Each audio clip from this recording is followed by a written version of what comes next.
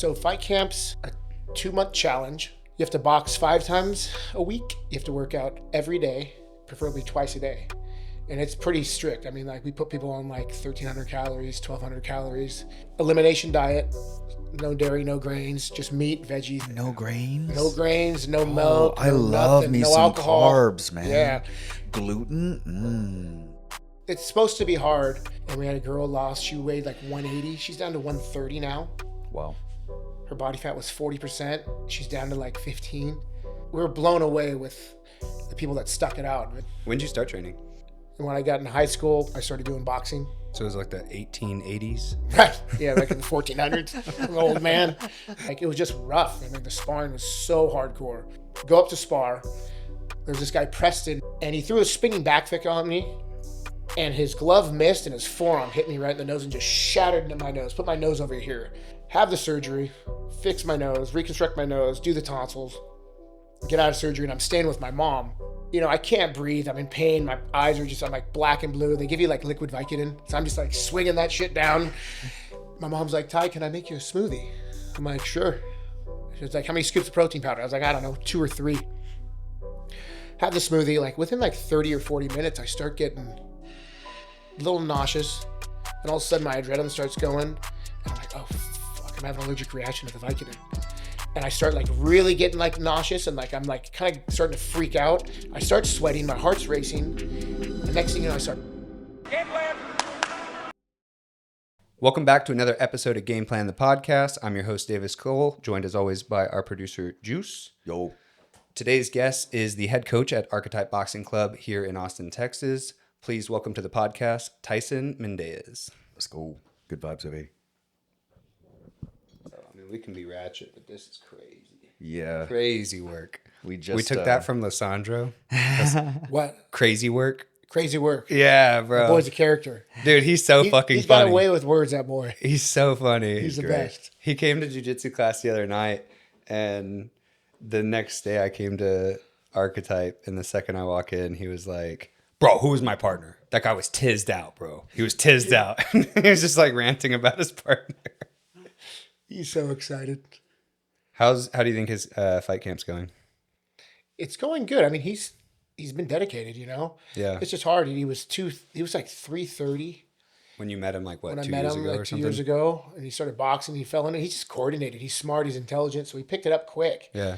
And then, you know, he dropped some weight, broke 300, and then went back up, went back down. But now he's like 270. That's a lot of I weight. thought he was under that. No, I think he's still I 270. gotta get that fucker back on a scale in front of my eyes. Yeah, no, you know what I mean? He's still 270. Damn. That fucker. He is getting stronger though. He's getting Yeah. stronger. He's getting more better. mobile. Yeah, he's a lot better. I mean, it's impressive, you know, but it's just consistency. The problem is like with the fight camp, it's like people. It just shows you how inconsistent people are with anything. When it's such an extreme too that it's like, what's going to happen at the end of it? And that's what happens. People Yeah. like will go do the whole challenge and they'll get out of it and they'll be like, burgers. Yeah. Hey, do we need claps? Good man. Yeah, let me just get a single clap for these. Both you guys are the same with that shit. You jacked fucks. You can't bring your hands in front of your face. That's why I get choked out a lot because I can't fucking get clap. Like check. What? Let's start with that. What is like if I were to do fight camp, what's like the prescription? What is like the expectation? So fight camp's a 2-month challenge, right? If you're going to fight professionally boxing, all the weight brackets, right? So if you weigh 200 pounds and you want to fight at 170, well, that's your goal. You have to lose that much weight in the 2 months. But it's we have everyone get a DEXA scan before and afterwards to see how much body fat you have, how much visceral fat, your how many calories you burn a day just by doing nothing. And you kind of get a baseline of where you're at. And then we put you in a calorie deficit off that. You have to box 5 times a week. You have to work out every day, preferably twice a day. And it's pretty strict. I mean, like we put people on like 1,300 calories, 1,200 calories. So people that, you know, not only they're working 5 times harder than they ever have, they're eating nothing. Yeah. And it's like elimination diet, no dairy, no grains, just meat, veggies, and So it's hard, it's hard. So even if you want to like get more calories, you're just doing it with meat and veg. Dang, no grains. No grains, no milk, I no love nothing, me no some alcohol. carbs, man. Yeah. Gluten. Nothing. So that's what's hard for people, It's like it's supposed to be hard, but when we originally did it, we had members that trained like once, twice, 3 times a week, lazy, that they started training like 3 times a day, 7 days a week. And we had a girl lost, she weighed like 180. She's down to 130 now. Wow. Her body fat was 40%. She's down to like 15. Damn. Crazy. So like we were blown away with the people that stuck it out, and it's just gotten more popular ever since. So it's pretty How cool. many times have y'all done it? This is going on our 3rd year. Do you do it every year at the Yeah, we beginning do of it. the year? So we do the January 1st for 2 months.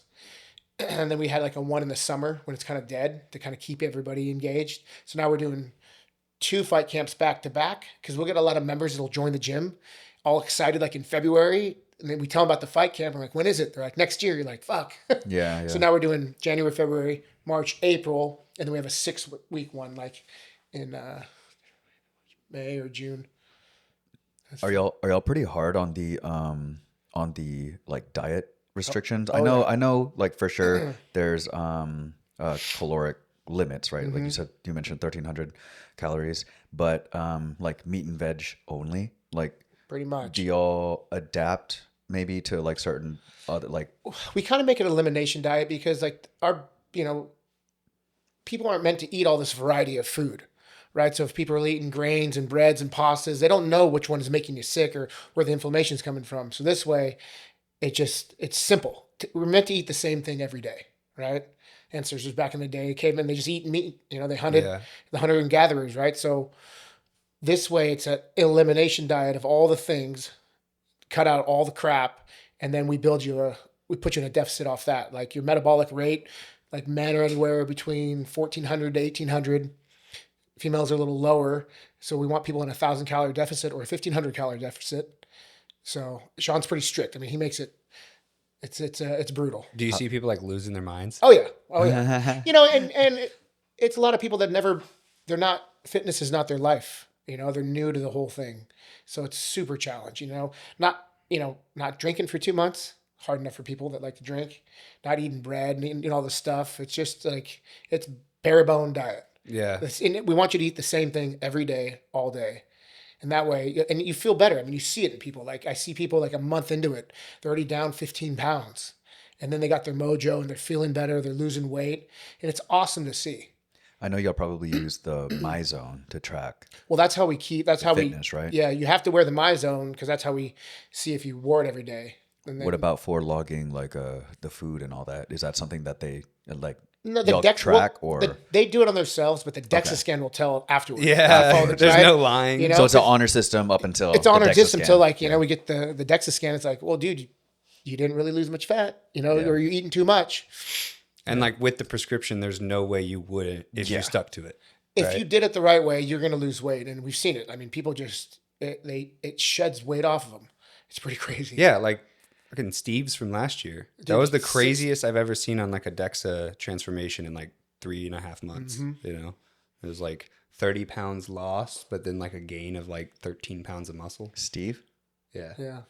He went into the fight camp? Yeah, Fight Factory. Yeah. We overeat as a population anyways, You're not meant to have 3 large meals a day. It's better to be fasted and smaller meals. So I think once people start getting used to it, then they can deal with it. But then once fight camp's over, they'll gain 30 pounds right back. It's like, damn it. Yeah. Damn you. And then I remember Sean saying something, y'all do like a reward or like awards. Yeah, so we'll have like a challenge. We charge everybody $100, but that's just to put in the pot. The winner wins $1,000 and a bunch of gear. We have like first, second, third place. That's sick. So it's fun. It's just good for the gym. It's good for the community. So the fight camp's its own machine. So we'll run 3 or 4 of those a year, and it just keeps people engaged. We have 65 people this year doing it. Oh wow. Yeah, I mean the gym's a zoo. I mean every class is full. Yeah. So I was there Saturday shooting. And there was a lot of fight camp folks there, and I was talking to somebody or a couple folks about it, and I was like, how's it going? How you feeling? What's going on? He's like, yeah, I'm hungry. but we're here, and the community seems to be like really tight and really strong because everybody's going through it. Yeah, everyone's suffering together. They're all like in a group me chat. So everyone's sharing Nice. recipes and asking dumb questions, and everyone, Sean's like, no, you can't have that. So they're just funny. like looking for any way to get out Yeah, of it. they're like, can I have this? Sean's like, no. Well, and when you guys like, I saw like the first like advertisement for it or whatever, I was like, dude, I've done enough fight camps. I've been in that like mental state and like those kind of diets where like I burned off all the weight and I made crazy weight cuts in the past. I'm like, I have no desire to do that again. Yeah. And I could probably do like a version of it, but if I'm not going to compete, I'm not going to do that. Yeah. And I'll ramp back up for a competition at some point, but I've had enough of living that life. Yeah, and like the goal is I want people metabolic healthy. I tell them like, dude, if you're healthy and fit, life is better. Because then all of a sudden you're more positive, you feel better, you're going to sleep, you're not eating the crap, and then you're maybe doing better at work and your personal life and your marriage, and it just makes everything so much better. Well, and that's where I feel like right now it's 2 weeks in.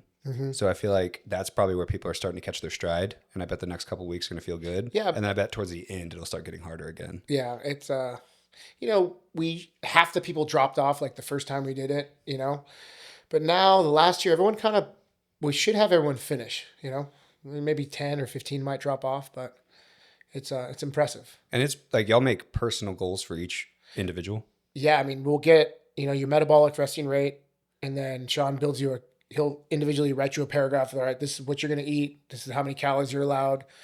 And he'll go off that. So everyone's got their own little diet that they're doing. That's why I think it is cool. Cause like I said, I've had enough with fight camps cause I've done a lot of them over my life. But for those people, it's probably fun who are relatively new to boxing and they've never done anything like that. So it's like you at least can relate to a fighter now because like you've gone through that suck and you could like actually get what being a real fighter feels like. I mean, like most fighters would like leave their family and go to the mountains for 2 months or 4 months before fights. Yeah. Because, you're grumpy because, you're working out super hard. So you don't want to be around me. I don't want to be, I'm grumpy. Trust. I got to go to bed at 9. Yeah. It's like, it's cool to see, and we had like 8 people join that never boxed before that just joined just for fight camp. Yeah. So that's what we want, and awesome. it's pretty cool. It's unique to have a boxing gym that does that.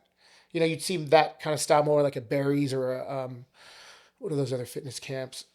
Yeah. I'm trying to think of like the woman's only gym. Orange Theory. Yeah. Like they do that. But so we want, like I said, I want people to feel better and have long, healthy lives. Get your blood work done. Like how many people that I've talked to in the fight camp that haven't had their blood work done in like years. I'm like, dude, Yeah. Yeah. I haven't. I got my testosterone checked over a year ago, and that's the only closest thing I've had. Yeah. So it's like, I don't think I ever have. I've Any never kind of gotten blood work? Damn you I've gotten like blood work and stuff. I mean, you should get your blood work done at least twice a year because shit changes. Yeah. Especially you get older. Yeah, that shit's catching up to me. You guys are just a bunch of kids. I'm an old man now. My knees don't feel very kid-like. That's for damn sure. Jiu-jitsu. When did you start training? My dad did kickboxing and did like karate, and my stepdad was a boxer, so I was kind of around it. And when I got in high school, I started doing boxing. So it was like the 1880s? Right. Yeah, back in the 1400s. I'm an old man. Before the internets. Oh, shit. Yeah, pretty much. Yeah, in high school, I started competing in boxing, and I got into it and just fell in love with it. And then where I grew up, it wasn't a fight. Boxing wasn't big, and I was 200 pounds, a big old meathead. So I had a hard time finding sparring partners. Where was this? This is in Santa Barbara.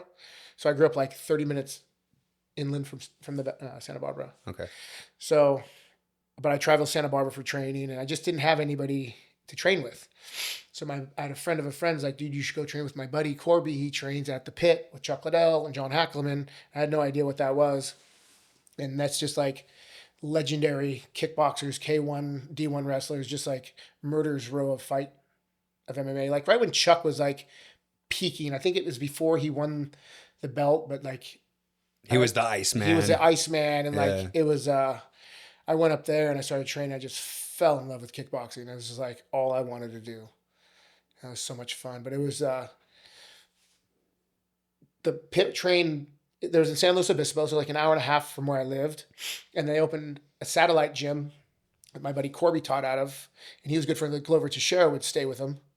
And then they go up and go, the fight camps, the pros trained at 12. So I couldn't really make it because I had a full-time job. But then I'd call in sick and then drive in, go spar, show up with black eyes. My boss would be like, really? I'm like, And so I'd call in sick and then I'd go spar and get fucked up. And that cold got me good. I had cold, I fell. Damn. But I just loved it. So I was like, he had his gym. And then another guy, Scott Leidy, who was a K1 fighter at the time, would come train. I just like idolized all these guys. And I just did that probably for like 8 years, just traveling up, coming back. I'd work in Santa Barbara, get off work, drive all the way 2 hours to train, get beat up and travel all the way back. And we just traveled, did kickboxing smokers all over California. And like all I wanted to do was to move to Europe and like do K1. Be like a Dutch kickboxer. That's all I wanted to do. It was like, that's all I cared about.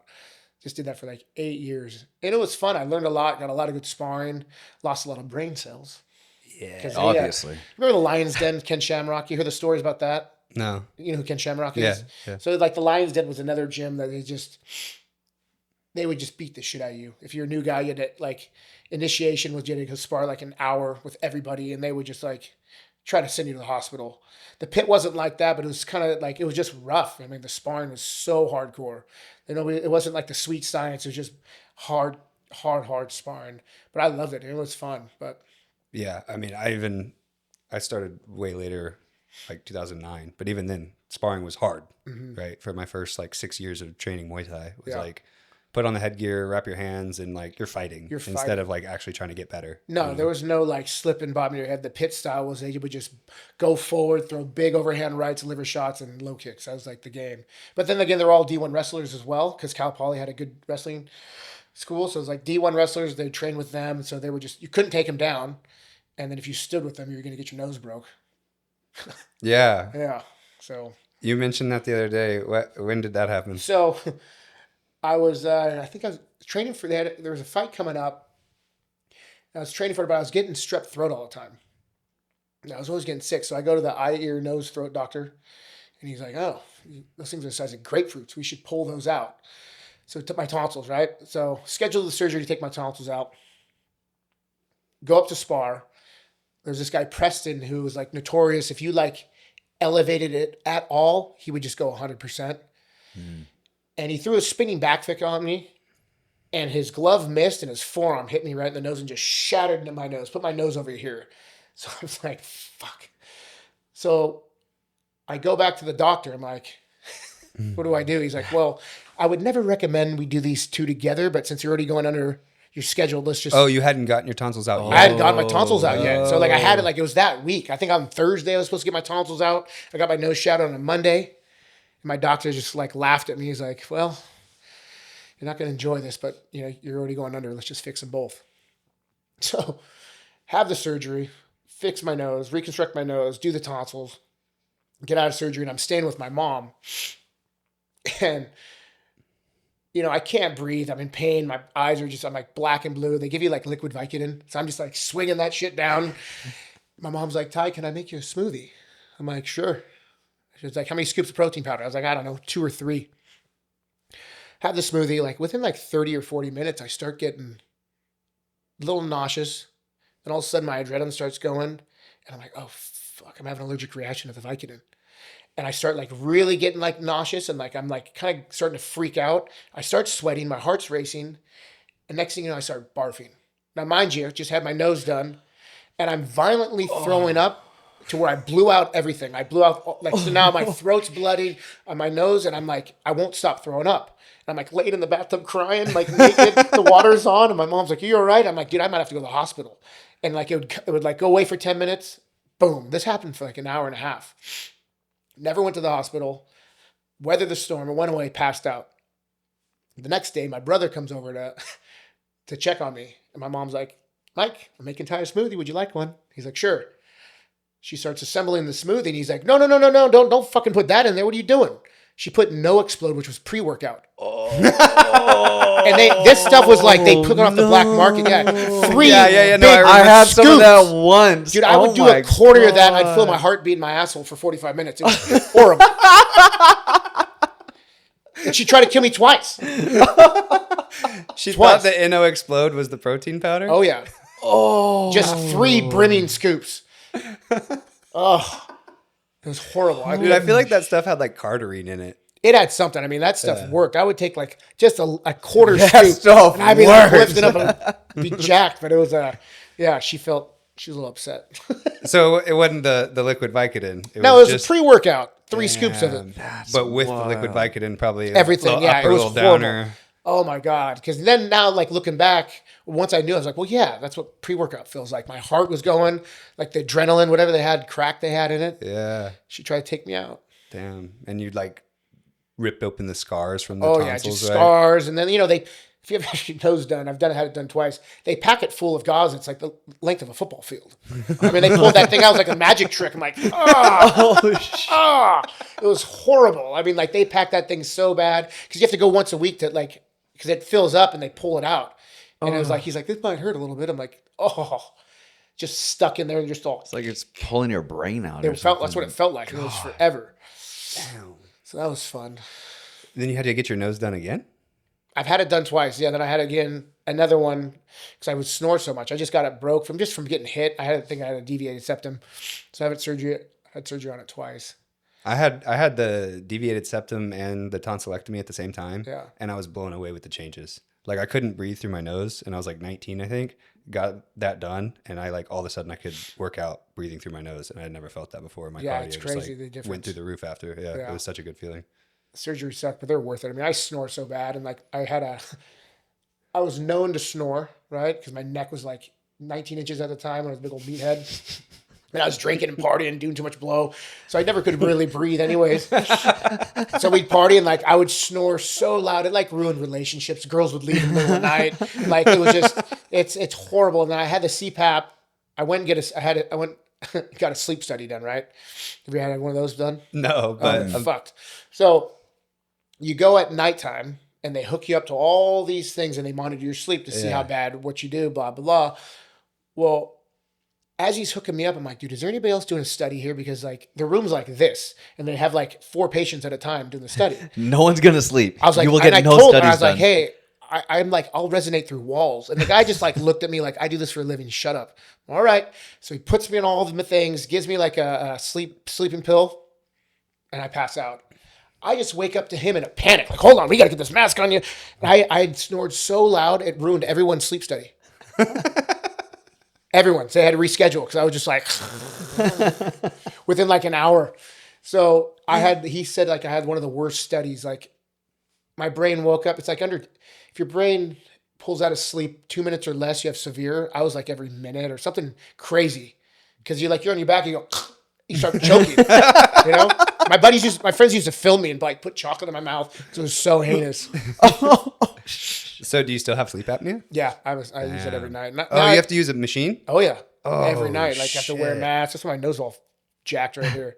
That makes not sexy. Sense. I put that thing on. I put my earplugs, my red light glasses. I look at my girlfriend. She's like, hell yeah. You turned on, baby? She's like, fuck, I'm going to sleep on the couch. Yeah. I'll last longer. You know, more oxygen. Well, you know, what are you going to do? Yeah, it's not good. But I mean, like, it's a night and day difference with a CPAP machine. Yeah. And there's nothing you can do because my neck's too big and that's like a big part of the problem, right? It's like the neck muscle puts pressure on it. Yeah, it just falls into your throat. Wait, what? What is this?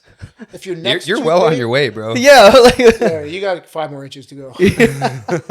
I think sometimes like I must sleep on my back, right? So if you like sleep like this, something with your jaw and your tongue just falls in. You're like, damn, it sucks. But I remember you saying something recently about like making some improvements to your sleep. I did. Well, so I went and I had my CPAP forever for like 7 years, and I didn't think it worked. So I went back and to the doctor and like did another test, and they were like, "Oh yeah, you have to get a new CPAP every 5 years because technology." So I got tested again. And then he gave me a brand new CPAP, and this one like pressurizes with you. Like he sets the pressure. And if it finds like I'm still snoring, the thing will automatically ramp up to get more pressure. And it'll kind of keep you in that sweet spot. So CPAP every night. I ordered that 8 sleep mattress, which is the game changer. Yeah. I mean, it's like all my friends had one. Sean had one. Everyone, they swear by it. And they're not cheap, but it's got the chiller pod that pumps cold air through it. Oh, I see. And they're expensive, but I mean, damn. It's like a fitted sheet. Just goes over your bed. And you can set the parameters to how cold you want it. and it'll learn your body type. So it raises the heat up and it keeps you in the REM and deep sleep. Just by temperature? Just by temperature. Sick. And in the morning, it'll raise to like ambient heat. So it'll get hot and the whole bed will vibrate. So you don't have to have that alarm of the duck that goes off that my girlfriend slaps me every time. Yo, your bed wakes you up? It just vibrates. It goes whoop, whoop, whoop, whoop. That's kind of sick. And then it gets hot. So then you get uncomfortable. Yeah, It's hot. yeah. So, damn. I could definitely use something like that. Dude, I get so hot when I'm sleeping. Yeah, it's horrible. I'm like a gremlin. I come with instructions. Like I need everything to live. It sucks.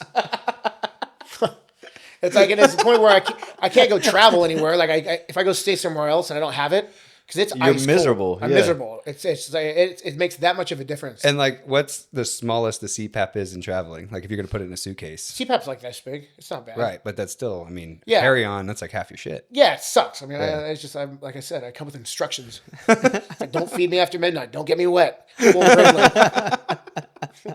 like all this just to fucking live. To live longer. Yeah.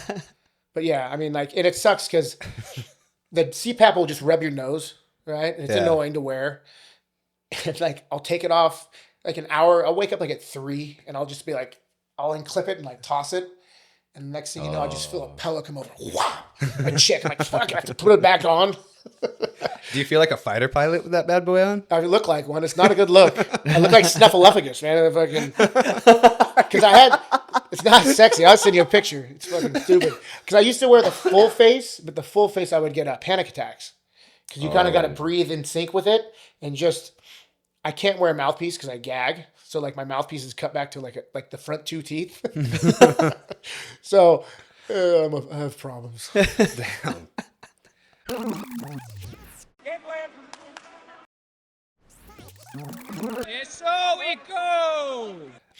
When did you meet Sean? I met Sean. We're going on over 15 years now. Okay. So when I was competing kickboxing, I was working in Santa Barbara. I stopped. I just got burnt out because as I was like peaking in kickboxing, I was getting older, and then MMA just took over. So all the smokers, all the amateur fights, everyone was doing MMA, and I was 205. And I'd drive down to fights and never anybody fight. Because because they would do both. And like anybody that was heavier, 205, they wanted to do MMA. Funny enough, like my second to last kickboxing fight I did, after like driving down 2 weekends in a row, not getting a fight, we weigh in. We go down there, and my coach is like, I got good news and I got bad news for you. I'm like, oh yeah? He's like, good news, I got you a fight, but bad news, he's 315 pounds. I'm like, really? All right. So I guess I'm fighting. And this is a card me and my brother both fought on. And Glover Teixeira was cornering me that fight. That's so sick. Dude. And fighting at this guy's hometown gym. And he was like a little taller than me, but like kind of looked like Butterbean a little bit. But That's exactly what I was thinking. But like juiced up version. Okay. So I'm like, all right. So bell rings, we go at it, and the guy switch kicks me like off the blue. I'm like, how's that even physically possible? Just rocked me with a switch kick. So we start brawling, we're swinging, we're, just crowd's going nuts. Round end, go in the corner, and Glover's like yelling at me in half Portuguese, and I'm like already gassed out. Round 2 goes out, we start brawling again, and I go to throw like a spinning side kick, right? And I just like tried to Van Damme him, and I missed, and like I went through the ropes, right? Fully missed. Round ends, I sit down, and Glover goes, man, how'd you miss kick? He's big as house. How'd you miss kick, man? He's big as house. And like, he's like, go knock him out. So then round 3, I ended up knocking him out with the left hook. But nice. That was like the last of it. And he loves that story. I have to play the video of it. So then I just moved back to Santa Barbara full time. I was like, I'm done traveling the pit. Because after Chuck kind of lost the title, the pit kind of, when he was a champ, everybody was flying up there. Like everyone was driving up there like to fly in and training. So there's so much great training, but I was just kind of burnt out because I was driving 2 hours a day, working construction, driving up there, and just did that for like 6-7 years. Came back to Santa Barbara, got back into my party lifestyle.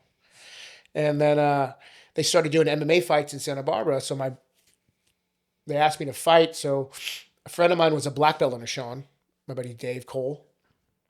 So he brought me in to meet Sean, and Sean and I kind of hit it off. So Sean and I were doing like a trade, jiu-jitsu lessons and I was teaching him striking. And then we just developed a friendship, and he asked me, he's like, hey, you want a job? Because at the time it was kickboxing, jiu-jitsu, and wrestling. They didn't really have a good striking coach. So I kind of started working for him and kind of helped build his whole kickboxing gym. What was the name of his gym out there? Paragon. Oh, so it's just like a Paragon Yeah, affiliate? it's just Paragon. So Frangia that started Paragon. Right.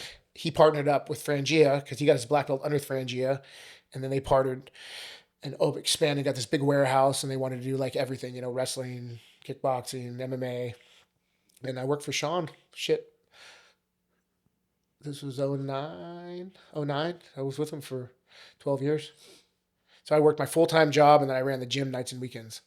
Damn. So I worked from like 7 to 3:30. Then I get to the gym at 4:30, teach class. Man, and you're still doing the same grind of just all day, every day working out. Yeah. How do you do it? I don't know. I mean, it's just fun. Yeah. It's like I enjoy it. Like in Santa Barbara, there wasn't a lot of people. There wasn't a lot of high level people in Santa Barbara, right? There's really good black belts and such, but for striking there wasn't. And then since I moved out here, it's just now I get to live the lifestyle I've always kind of wanted to.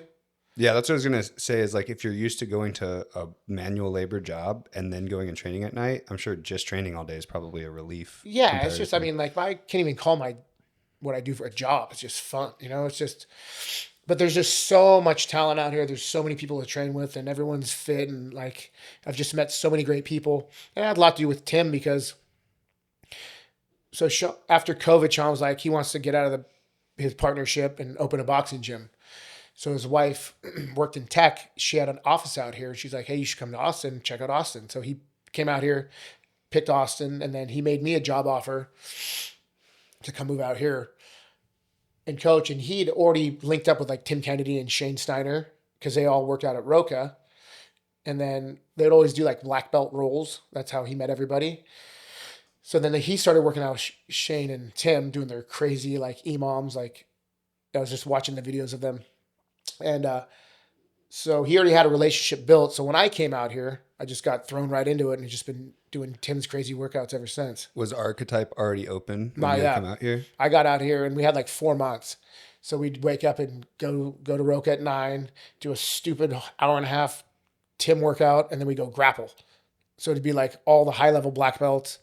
Yeah, with all Danaher's guys. No, they weren't even there yet. Oh, This is really? before they got there. Oh, wow. Yeah, it was just like open rolls. Like Zanji would come a lot of Zanji's guys. Steve Haggart. Nice. Yeah. Victor Hugo. It would just be like all the black, like Grace Umida. A lot of Grace Umida guys. Yeah. So Tim would just invite, and there'd be like 20 black belts on the mat, and I'm like, fuck. And then have to put a gi on. I'm like, fuck. And you got a purple belt in all these black belts? What's that? Like you're wearing a purple belt against I didn't have my purple belt yet. I only got promoted last year. So you were just a blue belt? Yeah. And you're just only blue belt? Only blue belt with everybody. Like, and so it was like good training, but I mean, it was just, you can't fake jiu-jitsu. Yeah. You know, it's like, yeah, especially with a gi on too. Yeah, with the gi. And like, I funny story, I hate the gi. I've only worn the gi like a handful of times. I just have no desire to train it. Because we're doing a lot of wrestling out here because Tim and Sean were teaching at Six Blades twice a week for Victor and Felipe and all those guys to help the wrestling. But Tim would always make us do the gi, and I just didn't want to train the gi. It's hard enough to train with high-level guys without the gi. Then you put the gi on, I feel stupid. So one day, we did our hard workout, and like 20 people show up at Roca, and I'm looking around, and Tim brought me a gi because I'd be like, I don't have a gi. He's like, I'll bring you a gi. I'm like, fuck. So I put my gi on. I look like an idiot. I don't even have to tie the damn thing. It's too baggy. I feel like an idiot. I look around. I'm like, and I'm like, black belt, black belt, black belt, black belt, purple belt. So I go up to this kid. And I was like, hey, dude, you want to go? And he's like, sure. And this dude just fucked me up, bow and arrowed me, tossed me around, and I don't know. I don't know how to defend anything. And it was the guy Sean from Mothership, the MMA guy from Alaska. Yeah, Sean Magnus. Damn that kid! He just tuned me up, and I mean, he just like I didn't even know what the hell he did to me. He molested me. It was horrible. And I remember taking off that gi, and I just threw it at Tim. I'm like, I never wear this fucking thing again. And then Sean takes it off, and the dude's just fucking 12-pack muscles on muscles. I'm like, this is fucked. I've got some sick videos of Sean Magnus. That dude's a beast. Dude, he's a beast. I mean, he's been doing jiu-jitsu and wrestling in Alaska since he was a kid. Yeah. Yeah, he's tough. Yeah. Yeah, no more gi training, just no gi. And then, so you guys did that for a little while, and then what year was it when Archetype opened? Gym opened like 21. Yeah, because I remember that because Danny, Lynn. Yeah, Danielle and Rob. Yeah, so I was coaching them at Fight Factory. Yep. And huge regret. She was like, "Hey, you need to go to Archetype. You need to go to Archetype," because she found out that I did a lot of Muay Thai and I like striking, and I'd kind of like not been doing it because I was at Fight Factory, and it just didn't really. She just told me to go, and I was like, I just don't feel comfortable. I didn't really know, and I didn't even know where it was at or anything. And then fast forward to now, I'm like, fuck, I should have gone there when you guys opened up. Yeah, it's funny. Like we at the time, because we did the gym opened up. You know, we do the morning classes. We have a noon class, and then we have the evening classes. So we'd always go to Roca and train at Roca at 9. So we teach class and run there. And then we kind of like slowly weren't going to Roca as much. Tim was busy, he was traveling. You know, New Wave guys were there all the time now training. So we just started doing our own workouts at our gym. And that's kind of like how that started. I was like, well, we have everything here. We got rowers, we got skiers. Yeah. So we just kind of started doing the Roca stuff at our gym, and then kind of handpicked people to come work out with us. And it's just been fun. Yeah, dude. The boys' time, boys and girls' time. Those sessions are so fun, dude. So fun. So much energy, you know? Yeah.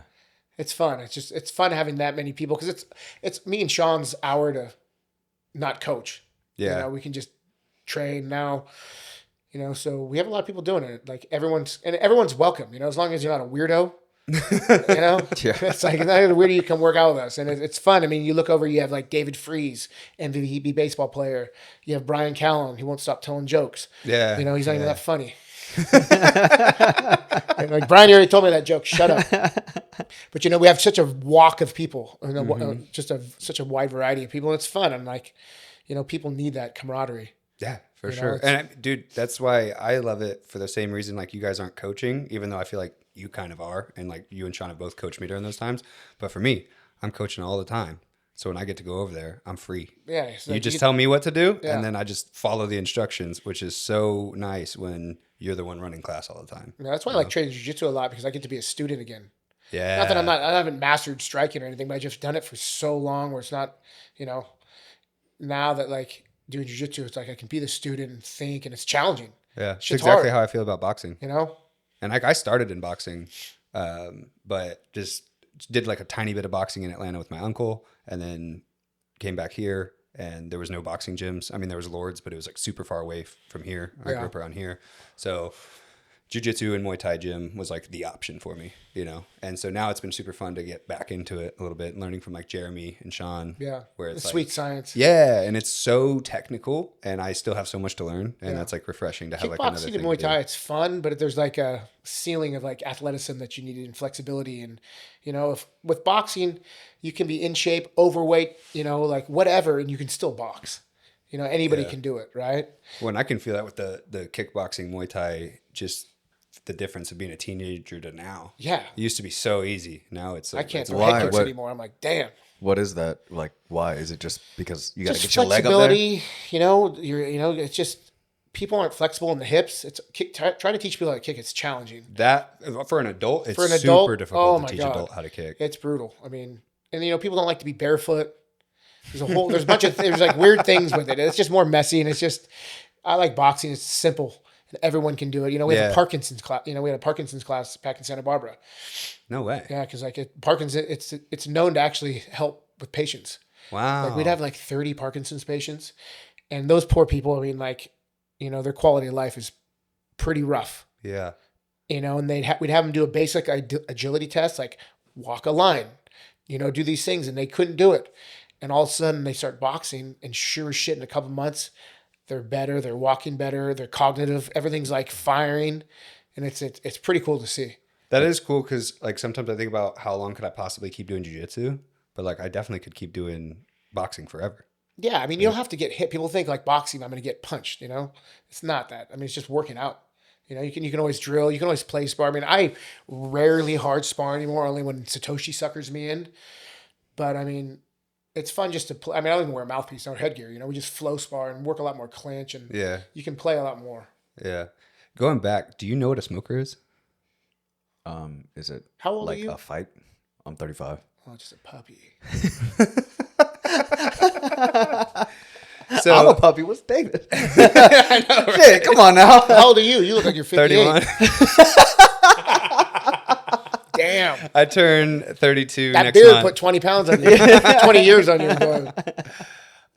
Yeah, so like I did a bunch of smokers, and I only have like one amateur Muay Thai fight. Yeah. But a smoker is, I feel like it's a fight that doesn't mean as much. it's like a non-sanctioned fight, is the way you say it, right? So Yeah. there's not like officially a winner and loser. It doesn't I'm go on sure your in score. It California- doesn't go on your record. Yeah. Okay. But So it's like a scrimmage. Yeah, Pretty much. I I think mean, it's- scrimmage is probably like the closest. It's right? full rules, full go. I mean, 3 rounds ref. I mean, it's sanctioned. It's legit. But it's not. It's like not on the books. It doesn't go on your record. Yeah. So you get a lot of people with sandbag. The problem with the smokers that I found, you'd go weigh in and they'd ask you how many fights you had. They're like, 2 or 3. Motherfuckers had like 30. Why would they Just so do they can, that? like people sandbag in jiu-jitsu. Yeah. Right? You just want to win. They just want to win. Have you heard of Master Toddy's? No. They're like a famous gym out of Vegas. Like, so I remember we went to one smoker and I saw Master Toddy's van there. So what happens is like a gym will host a smoker event and they'll send out invites to how many ever gyms that show up. And each gym might bring 10, 20 people. And then you might have 100 people. Everyone weighs in and you kind of go by skill and how many fights you had and weight. It's like, all right, you weigh 205. He weighs 212. He's had 3 fights. He had 4. Is that okay? And that's kind of how you go. And I remember I saw the Master Toddy's van, which I thought was weird because they were like pro. And I remember I fought this one guy and he was like jack black guy, just shredded, looked like just stainless steel. And I'm like, oh shit. And I remember he had the full tie. He was doing all the things. The Wai Kru and everything. Yeah, the Wai Kru. And I'm already like, uh-oh. And I remember the bell rang and I threw a low kick as hard as I could. And he just checked it. And I just like radiated through my whole body. And this bastard just like clinched me and kneed me and swept me and just battered me for like 3 rounds. And then turned out he turned pro like next month. So like just to get, just to pad your record. Yeah, and really like a smoker should be a stepping And there's no stone. record. There's no record, right? So that it doesn't go on It's your like record. pad your ego. Just pad your ego, or Okay. just like to get the things out before you Yeah. fight pro or whatever. That's the only problem. You never know who you fought. You might be fighting somebody really, really good that's had a lot of smokers, or Yeah, like to Great. me, it would be like you do smokers to get ready for amateur, and then you have your amateur official record, and then if you like are successful, then you can go pro once you have the record. Because right, like no one's going to take you on as a pro, depending on I don't know what it was like in Right. California, but like if you don't have an amateur record, like You're not no gonna get a pro pro organization is going to take you. But like the best example I know about with that is like Customato and Mike Tyson. Customato's taken teenage Mike Tyson to smokers over and over, where he's knocking dudes out cold before he's even doing amateur fights. yeah. And then the amateur fights are set up for him where it's like he knows he's going to win. And then kind of the rest. That's of what his you're supposed to career. do, right? Yeah. Well, that's why I use that as the example, Okay. because I think that like Customato was like one of the greatest coaches of all time. And it was because he set him up that way. And probably some sandbagging, right? There was probably some times he like tricked some people into fighting young Mike Tyson. And it's like, that sucks at a smoker. He probably just went and cracked him. But for like a professional athlete, that's definitely the way you should do it. Get as many smokers as you can. Like even Cody Steele did smokers along the way before he started doing like amateur Muay Thai fights. So it's like an They don't important do step. smokers anymore, unfortunately.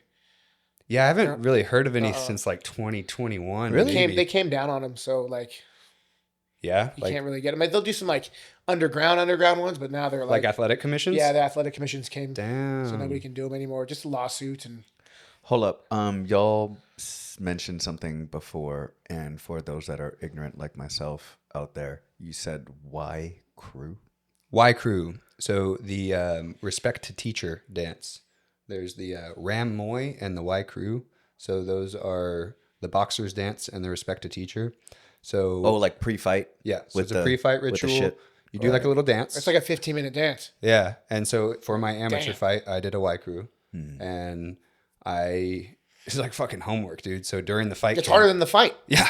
So like during the learning how to fight break camp, dance. we would do 3 hours of training, and then for those of us that were on the card, coach brings us into the boxing ring, and it's like all these steps, bro. So you start outside the ring, and in Muay Thai superstition, you don't go through the ropes, because like the superstition is if you like start the fight going either in between the ropes or under them, you're going to be taken out underneath them on a stretcher, right? So then your coach presses the ropes down so you can climb over the ropes. And then like the first thing you do is seal the ring. So like each team will have like their own kind of Wai Kru, and they'll have like different symbolic movements. So my coach is like a Catholic guy.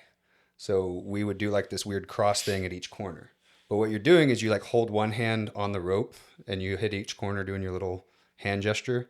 And then the sealing the ring signifies like it's you and the other fighter in there, right?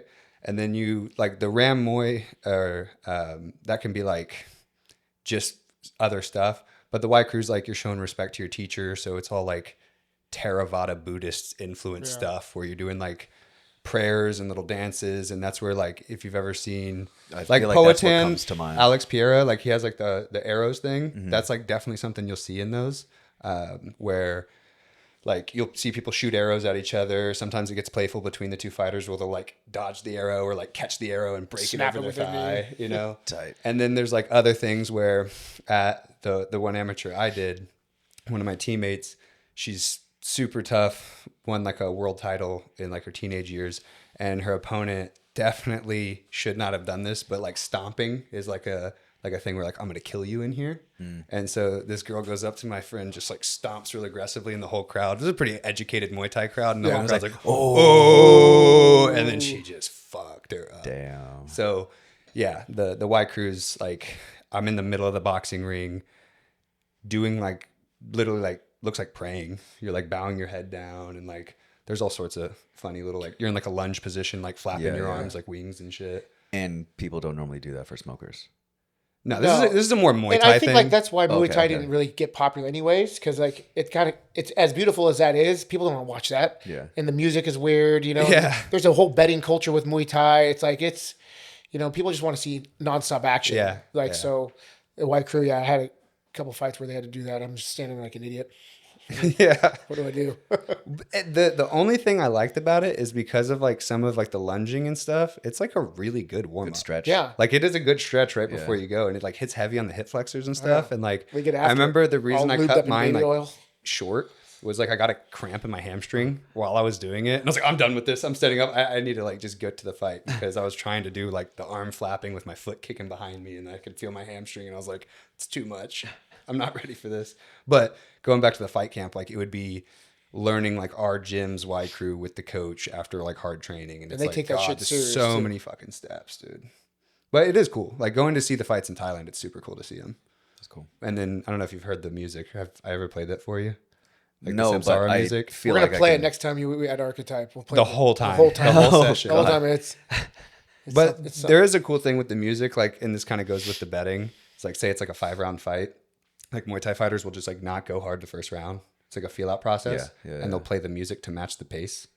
And then by like the end of the 5th round, they'll like pick up the beat per minute. The scoring's like way different, right? Like punches score the least, kicks score the most. Like they don't like, you know, because they bet on like the fighters, so they wait till they start clinching and throwing knees. So it's very like I didn't almost get knocked out, but I got my left eye closed in the fight, and the dude punched me a ton. I think he was just like a boxer that just kind of same kind of thing where it's like you can't get fights, so you take what you can get. So I think this guy took the amateur Muay Thai of like mostly a boxer. He didn't really kick much. And after the fight, him and his team were super pissed off, and like the Muay Thai Federation defended me in like a Facebook comment section battle because he was like, dude, I beat the shit out of you with my hands. But I swept him every single round. I swept him multiple times in a few of the rounds. And then I landed a ton of clenched knees, and I landed kicks and elbows. So it's like on their scorecard, the takedowns are going to land the most. And then like the knees, elbows, kicks kind of up there, and then punches are the last thing. And then so, like, you were even like, though he's like, you're right. me, you beat the shit out of me, but I won the fight. But I won on the score. Sorry. Sorry, buddy. And like, dude, by the end of it, my eye was closed shut, and he's bombing me with overhand rights, and it's my left eye, so I can't see them coming anymore. So then it's even getting worse, and he's just cracking me. Did you guys fight in 10s or 12s? Probably 12s. I think we're smoking. I mean, we had 12s. shin guards on. Yeah, so did we. Yeah. I did like most of them with shin guards. I did one without shin guards. That was horrible. Yeah, I always wanted to experience that. I never got to do like a full Muay Thai rules fight with no shin guards. I know it hurts and you break your shins, but at the time that I was into it, I would have been down for it. Yeah, I mean, like now if I don't kick with shin guards, like my shins are so soft. Yeah, it goes away so fast. My ankles. Well, and the worst part, like you get like some nerve. There's like two sides of it, right? Like you kill the nerves on your legs, but then you also have like the increase in the bone density when you're training a lot. So now I have like the nerves are still kind of messed up. I don't feel much, but the bone density isn't. But you'll shatter your. Yeah, bro. I still don't miss kicking elbows. Like I would always jack my ankles up right here. Because like the shin guards, there's a padding and there's always a gap right here. Yeah. And that's always where that lands right there. And it's like, oh. Yeah, you can feel like in between your ligaments where it hits too. That hurts so bad. Dude, I've broken my toes so many times kicking that same part of the elbow. Yeah, everything was fine just from like here down was just wrecked all the time. God. It was fun though. It was good. Yeah, dude. The good old days. Yeah. I'm pretty, I think me and we've talked about it before, but like the brain damage side of it, I just have no interest in it anymore. Yeah, no. I hit the phase. I know you were talking about having headaches, but for me it was when I was in college. Because like when I was doing the most Muay Thai was when I was a student. Mm-hmm. And I have like one distinct memory, but I did like super hard sparring at 12. And I had like a 2:30 p.m. class or something. And I showed up to the class and thankfully they were like watching a movie or something. So it was a really chill day, but I was so concussed in the class that I was like, I'm brain dead right now. There's no way I can learn. Yeah, and then I had to start making decisions and I was like, I can't. It's just not worth I can't finish school if I'm this brain dead all the time, you know? And boxing's almost harder because it's only a headshot.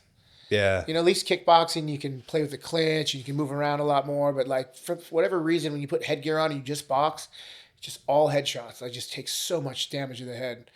And I feel like it's so hard to hit the body with punches. Sure. Right? Like it's super easy to hit the body with knees and kicks. Boxing's so much harder to land clean shots. You know, like kickboxing, you have so many more options to land. Boxing, if you go something that has decent defense, it's hard to land shots. It's hard to hit the body. Yeah, the Muay Thai gym I trained at in Houston was Main Street Boxing. So we had like a mix. And like the only way I know how to fight is like with the feints from the knees and the kicks. So if I'm doing kickboxing, like I feel okay. Yeah. But like just the hand feints is something I don't really understand. Like you're saying the sweet science. And I'd spar the boxers and I'm like, dude, I'm getting feinted out. Pieced. And like I have no idea what at weird angles too where it hurts. And they're so static and then they'll strike from like no movement at all. And I'm like, dude, in kickboxing, it's not like that. There's a lot more of like a wind up. You see that shit coming a little bit more. Yeah, I used to love spar. We'd spar every day at practice. Even at Paragon with Sean, like I ran the sparring classes and I'd spar, but you know, you're flow sparring. You're not taking a lot of damage. I did my MMA fight, was like probably the worst damage I've took in my brain. But ironically, once I moved out here, I got to start sparring with Satoshi. That was like, I was sparring with him for about a year and a half. I met him at Roca, and he doesn't have anybody to spar with, you know, like his size. And he's just like one gear. It's like sparring the Terminator. Bro, and you're a big guy, but like you're not even his size. Not his That's size. A huge guy. No, like he's so dense, you touch him, and he's just like, ugh. It's like, fuck. How much does he weigh? He was 250 when I started training with him before he got hurt. And then we were training, John Danner would run the MMA class. And so she had like nobody to spar with, like little guys. They're all like 160. So then I started training with him at John's. And, you know, John does mystery rounds, if you know about this. Like, even so. Like no timer? No timer. So, like, it might be. Nice. You're doing 3 rounds, but it could be 8 minutes to 12-minute rounds. Like, so you don't Is know. there actually a timer, or does he just decide? No. There's He's just no like, clock he's on the wall clicked or in, or anything. he starts talking to somebody. It's when he decides, right? It's not like, okay. The worst part, like, we brought him because Satoshi was going to fight in a ring. So Gary Tonin was fighting, and then Satoshi was fighting, so they wanted to come to the ring, the boxing gym to use the ring. So I was like, oh, Sean, me and Sean will come spar with Satoshi. We'll swap in and out, right? So Gary and his guy go at it. They do their sparring, and it's my turn. So I have all my gear on, MMA gloves, shin guards. Sean's all geared up. Gary and like 4 other guys from New Wave are sitting there watching. It's like quiet as shit, and John's like, time, guys. So Satoshi and I start going at it, and we're going pretty hard because I'm like, I'm getting swapped out next round, so fuck it. So we start brawling, we're going, and you know, like he's going hard, but not super hard, but hard enough where like my nose is bloody, and you know, I'm like, shit doesn't feel good. So, and we're going, you know, like, and I try to not get taken down and get taken down and get back up. And it's just like, I'm looking at my my zone, I'm already in the yellow, like 85%. I'm like, fuck. Time, guys. So then time ends. I'm looking over. Sean's got his gear on. I look at John. Doesn't swap me out. So I go sit back in the corner. I'm like, fuck. Trying to calm my heart rate down. Round 2, I'm like, okay, I can go another 10 minutes because they're like 10-minute rounds with Satoshi. at like 80%, which is Yeesh. it was rough. Round 2 goes, and I just like, fuck it, I'm just gonna throw all it in and just go. So I start going. I'm punching harder. Satoshi's going hard. He's throwing me all around the ring, and like it's just quiet as a mouse because everyone. I look up and everyone's just like eyes like Garfield creatures watching, you know. And time, guys. Now I'm in the red. I'm like 98%. And I just like kind of like crawl over to John because he like swept me right in front of John. And I crawl over. I'm like, do you want to swap Sean in? He just looks at me and goes, you're doing just fine, mate. I had to go a third round. Dude, I did like, it was 40 minutes. It was like it was like 30, 40 minute round. It was horrible. Did like 4 rounds back to back to back. And Sean was like, I've never seen anything like it. I was bloody and beat up and was like, I'm done. Satoshi, you can find another sparring partner. Yeah. Yeah, it's not worth it. Is he retired? No, he had a freak. So he has a lot of neck issues. He'd go to Japan to get like a surgery done where release the pressure. So he went back to get one done and it got infected and then it got septic. So then he was paralyzed. He was like in the hospital for like a month, 2 months, like lost all his size. Miraculously, he beat it. And then now he's got nerve damage. So like one of his arms is like fully atrophied. And it'll fire, but it won't. And like you look at him, next time you look at his arm, it's like it's small. Wow. So he's 37. He still wants to fight, but I'm like, dude, you're a movie star. Why don't you just become a movie star? Yeah. You know, it's like, and I told him, I was like, dude, you can't fight unless your arm is like 90%. Because I mean, he can't curl 15 pounds with it. Damn. Wow. That's how bad it is. Like, dude, you can't be fighting heavyweight world champions with one arm. Yeah, and it's not like he's going to get some slouch. No. Right? He's going to have to go against somebody that's really good. So he wants, I mean, I wish he would retire, you know, but he's still, I mean, he wants to train and all he's done is martial arts his whole life. So he's like the nicest guy in the world until you fight him. Yeah. That's such a tough thing with combat sports is like hanging up the gloves. Yeah. You know, like I've had no shame. I did college Muay Thai fights, came back to jiu-jitsu. I've done jiu-jitsu tournaments here and there. I'll always do jiu-jitsu tournaments. I'll come back to those, you know, but it was very obvious for me. I started having a lot of like health issues right around when I did an amateur fight and then I did like another smoker, but it was like Tim Kennedy did the commentary and stuff. So it was like streamed. So it was like a pretty big deal of a smoker. And in that fight, I had like the lymph node on the side of my head was like the size of a golf ball. And I was trying to like not let anybody see it because I still wanted to compete. Yeah. But and we had headgear on, but I just had this giant lymph node from some like autoimmune issues. And the guy kept fucking punching it. And I was like, I think right now I got to take a break. And then once that hit, I was like, yeah, I'm not fighting anymore. Like, it's time to kind of move on. Do you remember Kendall Grove? The Ultimate Fighter, like the original, the spider and the tall guy, Hawaiian guy? No. So his uncle was my stepdad's best friend. So Uncle Eric was like, I knew him my whole life. And I never met Kendall, but then Kendall got in MMA, started doing really well in Mexico tournaments, and then worked his way up and won the whole Ultimate Fighter show, right? Won the 6-figure contract. So he was in Vegas. And so my brother and I went up to train with him. And they're training at a team, Randy Couture's gym. And I went and stayed with him. I realized there's like all these guys living in a frat house. And they're all like 28, 27, 30. And a lot of these guys fought in the UFC, but I'm like, they maybe fight once or twice. And I'm like, what's your plan B? Yeah. You know, I just saw that when I was younger. I'm like, you got to make a transition here because I don't want to be, 35 years old and you stop fighting and you have nothing to fall back on. Yeah. Right.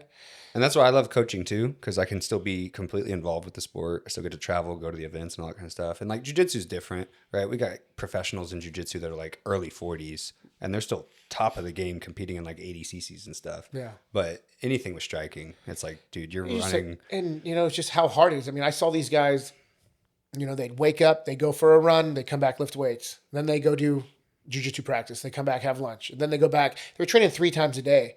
And it made me realize like, shit, if I want to compete on that level, this is what I have to do. Mm-hmm. Like I'm not quitting my full-time job. I'd have to do all that to live out here. And then you're still not guaranteed to make it. Yeah. Right. So that was an eye-opener for me. That's why I really just enjoyed teaching more. I'm like, you know what? I'd rather make money and hold on to the last 2 brain cells I have. Yeah. Well, and I think I've even talked about it on here, but like, I do think that like, if you love combat sports, especially when you're younger and like you start competing, like you deserve the right to go chase your dreams.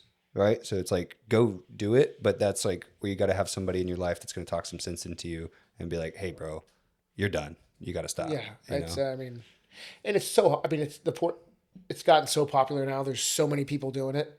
So it's just even that harder to make it. Yeah. And you see the people in the UFC, they're still not making that much money. Yeah. They might fight, 4 times a year? Dude, if you fight 4 times in the year UFC, you are crushing it. Right. And they love you. And the talent is so insane. Yeah. You got to be so to fucking make it, good. it's like, it's almost impossible. But, especially like jiu-jitsu too. It's like, there's no money in the sport. So it's hard to make it. Yeah. But, you got to, people want to, it's their dream. And I was there, when I was a teenager, I was like, oh, dude, I'm going to chase this. I'm going to chase this. And like, in a way, I'm still doing that just by like coaching, but at least it's not like. Well, it's fun to be involved. It's fun to coach. And and you can still get to train and be healthy. And that's what I enjoy most about coaching.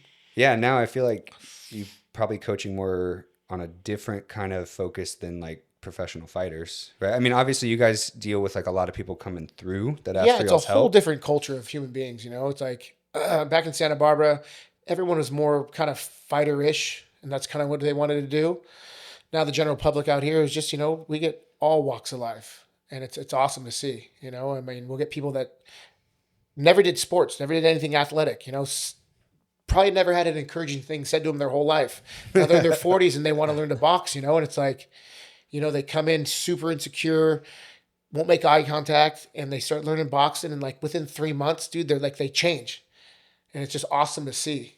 I have that same experience with jiu-jitsu, and I was actually talking about that last night, and I think it's so cool when I get to see that shift where like I get less eye contact, even worse posture, stuff like that. Yeah. And then like kind of forgetting about that with someone, because then they start training all the time and you just like see them more often. And then sometimes I think back and I'm like, oh my gosh, this person, when they started, they were so shy.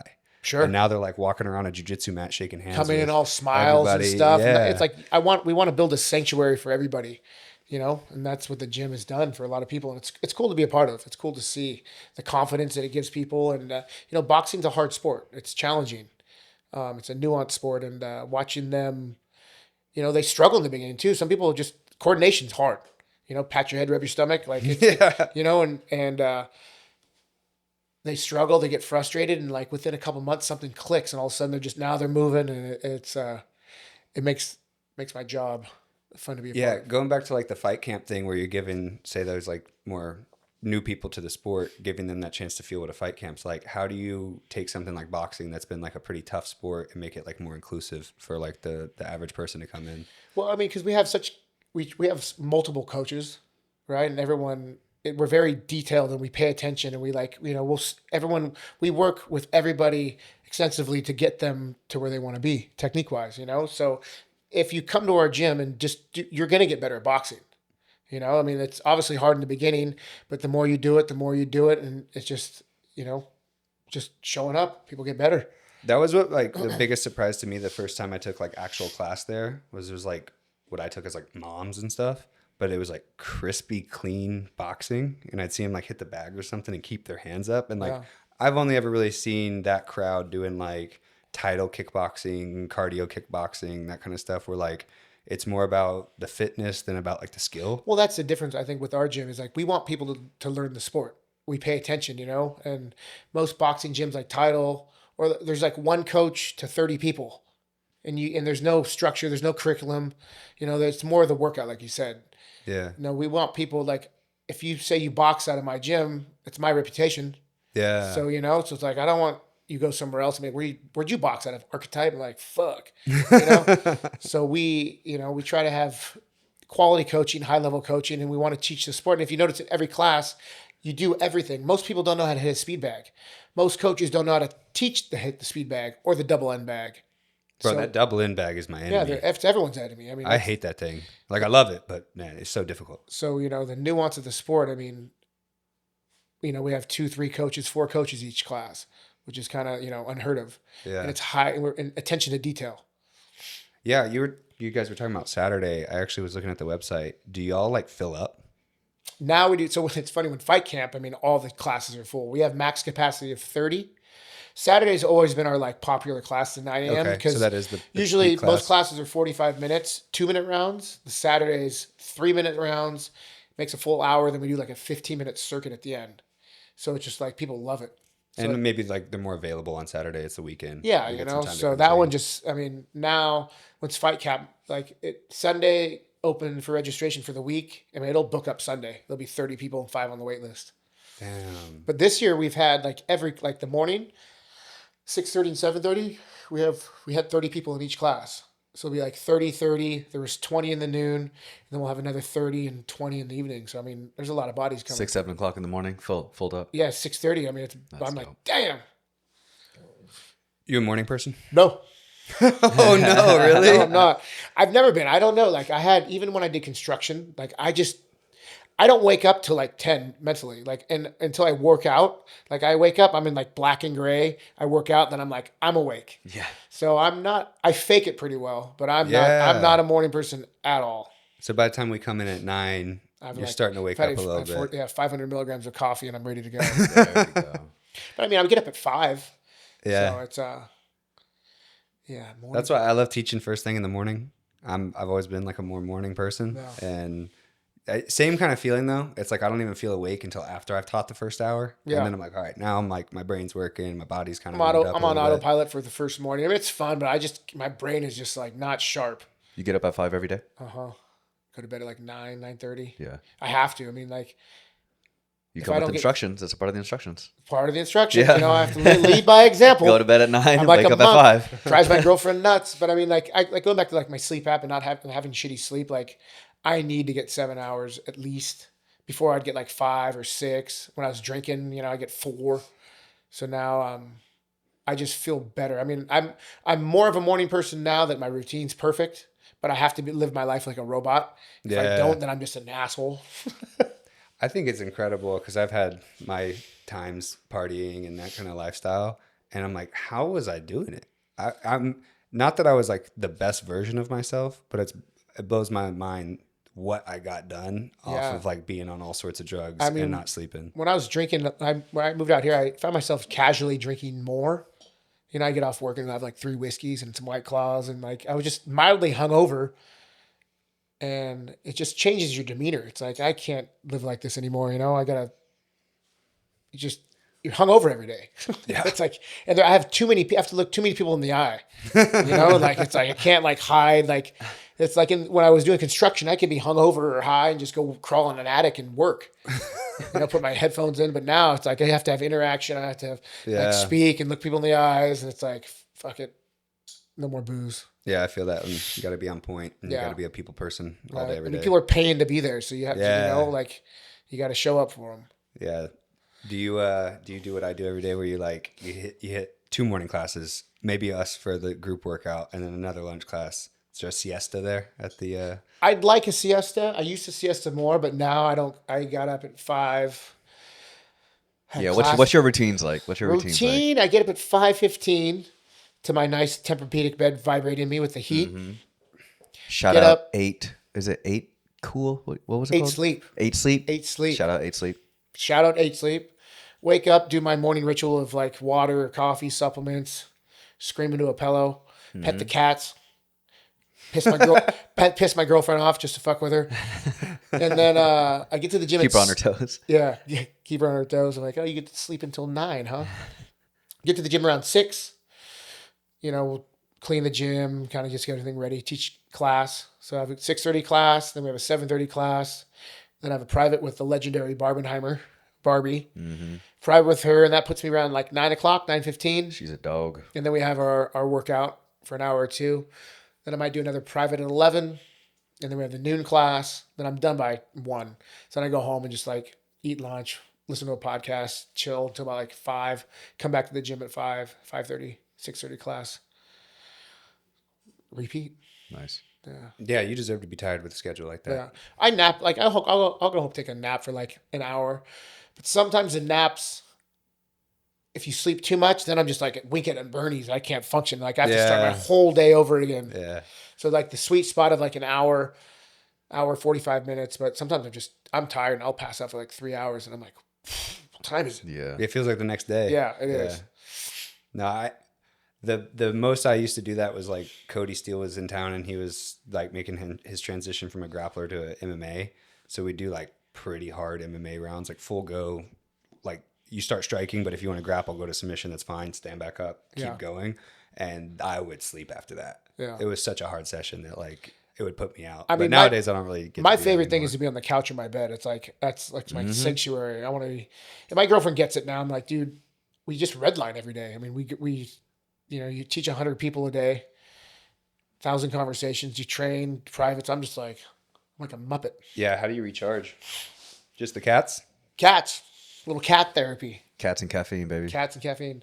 No, I mean, I take my days off. I mean, I'll rest. I like to, like, I can lay on the couch and watch Seinfeld for 8 hours. That's like, my girlfriend's like, really, again? Yes. You're like a pit bull. Yeah. I'm such a creature of habit, but like on the weekends, I just like to relax. Yeah. You know, get massages, go see a lot of movies. Pretty boring.